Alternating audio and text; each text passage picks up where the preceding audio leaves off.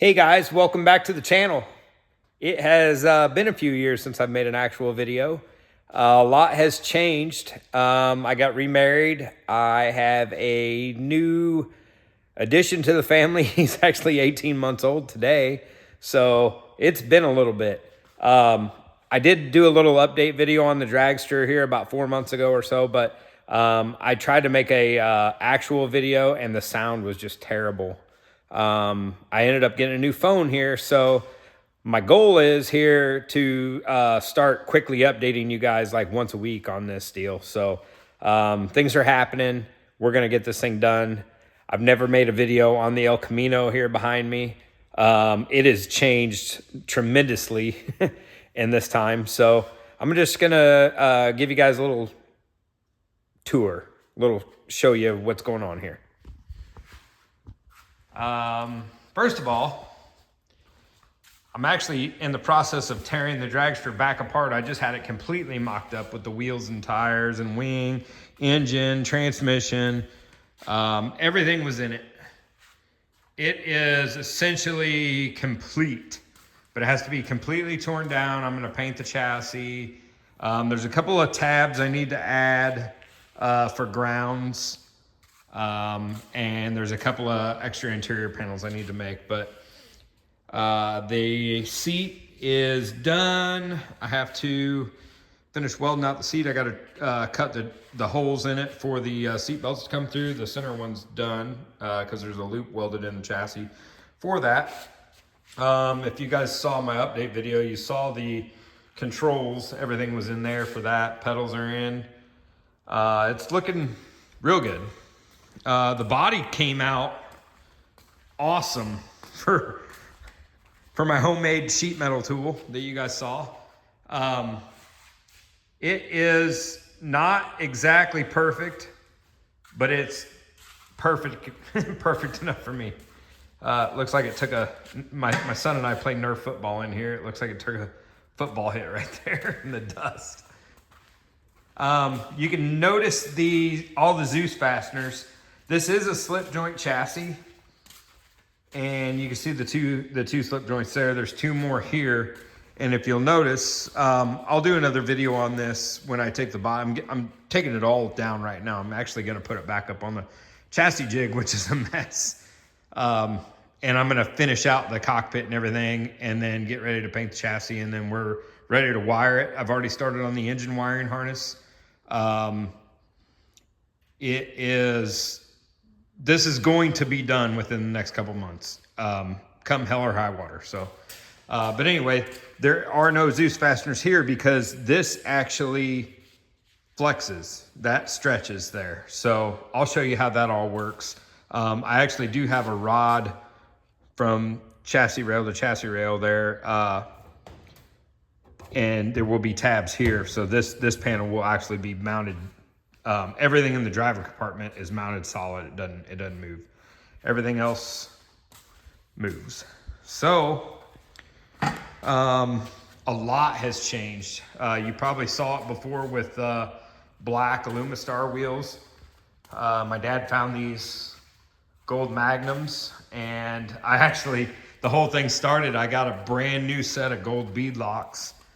These are the same wheels I always had, but they were Alumistar black centers and black beadlock rings. And 10 years ago when I started this build, I loved black wheels and I hated these gold wheels. And as I got older, my taste changed and I was able to get these. Those are the same barrels, but those are brand new centers and brand new beadlocks that were never used. So I was able to get those. Running the Hoosier 34.5, 15, 16, or whatever they are, top Dragster tire. Have a local Hoosier distributor that's about an hour away from me, and he hooked me up with those. So got their front runners too, brand new, mounted and balanced. I still have to get the rears balanced. Obviously they're mounted, but it is looking good and it will come together. The engine has completely changed. we are now doing a blow-through carburetor.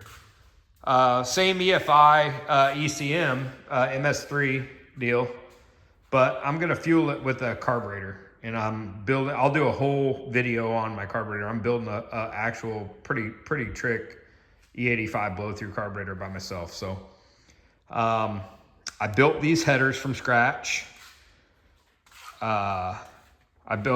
Obviously this isn't welded out, but this is the hot side. I'm doing a single 88-103 VS billet turbo. Big shout out to Parker Speed, JR Parker. He's on Facebook, he's on Instagram. Look him up. Builds awesome stuff. Billet flange, welds up. I mean, I'm not a professional welder at all, but it welded up so nice. Anyway, the last time you guys saw this, it was twin turboed with 16 fuel injectors and gonna run on methanol and all that noise. And my life has changed so much since then that I've had to take a step back and reassess how I'm gonna do everything. I just got the transmission back together. I still have to put the valve body in it and put the pan on it. The case got recertified. It actually expired just sitting here. It was brand new. I had to pull the whole thing apart. While it was apart, I upgraded the pump. It now has a ringless input shaft, FTI shaft. That transmission should be bulletproof. I'm gonna run an external dump on it. I was gonna do a internal and external dump. I don't really think I'm gonna have trouble spooling this turbo with the PTC converter that I have. But I'm gonna run the external dump just to bleed a little bit of forward thrust pressure off the crankshaft on that engine and try to help make it live. But the whole single turbo came about when I told you guys I'd make a video on this, but the ElCamino has changed tremendously over the last 3 years, which is why this isn't done, because that has taken precedence. And I absolutely love this car, and I have had so much fun driving it and working on it. It's a labor of love, but this car started off with a stock bottom end 6-liter LQ4 low compression, set of CNC ported L92 heads from Skog & Dickey. We're talking like 09, 2010 era stuff. That car went 1066 at 125 or 126 miles an hour, I think. I don't quote me on the mile an hour, but anyway, it had it still has turbo 400 in it. It had an 8-inch converter in it. It had 433 gears. Obviously, those aren't the tires we're racing on. Those are just sitting in the shop tires. 2810 10.0 15 by 8 wheel is what it runs. I then pulled it apart. I was getting a little bearing wear in the oil, and so I pulled it apart, and I had the block board 30 over, had a set of Wiseco pistons, the Pro True pistons that go on the stock rods, had cam motion, custom grind a cam for it, milled the heads 30 thousandths, got the compression up. Right off the trailer, that thing went 1040s at like 127 miles an hour. So I think it went 124 before, because it gained like 3 mile an hour and dropped 2 tenths.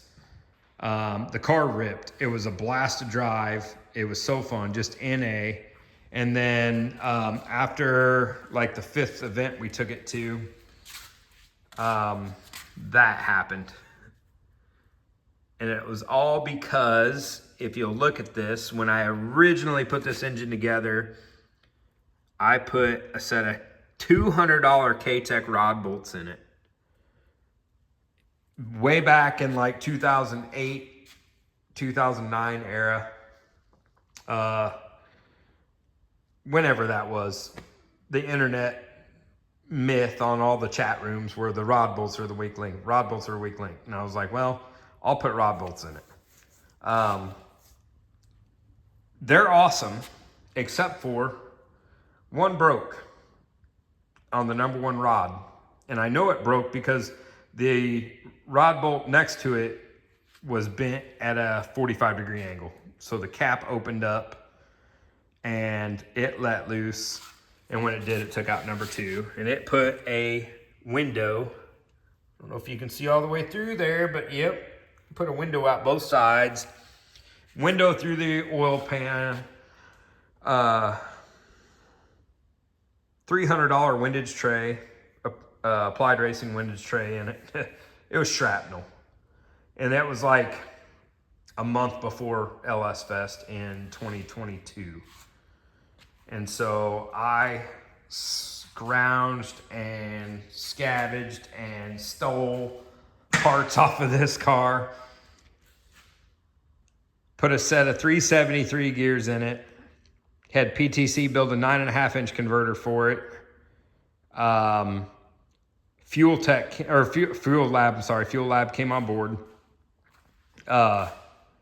Did a whole new fuel system for it. The radiator was still in front at that time. Some of you guys saw it and seen my social media post of it and everything. We had to cut the hood out because I literally robbed the Kooks headers and the whole turbo kit off of that car and slapped it on this car. Got a junkyard LC953. I put bearings and rings in it. I gapped the rings.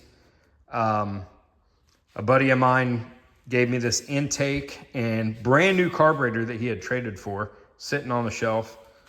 The intake he had on a pulling truck, and as you can see, it is heavily modified. He welded the snot out of that thing and opened it all up. So I had to hog these intake ports out just to port match it. Otherwise, those are 243 heads with stock valves in them. All the valve train came out of that car, all the springs and keepers and everything, retainers and keepers, they were all fine. The lifters, it has a nice set of Johnson SLR tie bar lifters in it that came out of that engine. They were all fine. I slapped this thing together in 3 weeks, completely built the engine, the turbo kit. Like I said, we had to cut the hood out because, I mean, it were just up and turbos out and everything like that. Cut the bell housing off the tranny, put an ultra bell on it, mainly because it cracked around one of the dowel pins whenever I was pulling the engine out in haste. But it's a lot better deal there. Rewired the whole ignition. It's got a MSD. It had an MSD 6011 box in it, the original box, and I pulled it out and put a 1614 box in. So I had to redo the engine harness and rewire some stuff inside. Set an O2 sensor up on it, which it had an O2 sensor before, but I never really even paid attention to it.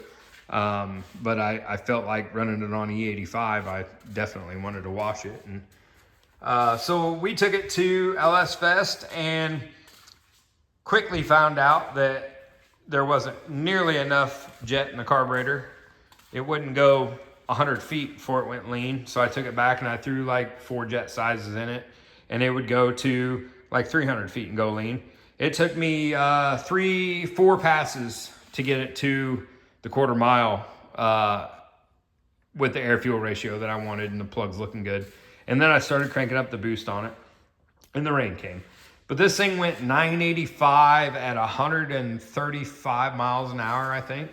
No boost controller. It had a manual boost controller. So you're leaving at basically the boost that you're going to be at. It really needed boost down track. It was down on power down track. But with that gear and that tire, it definitely could use more boost, more power down track. But anyway, we got it back from there, and I decided that was way overkill. So last winter, I built this turbo kit.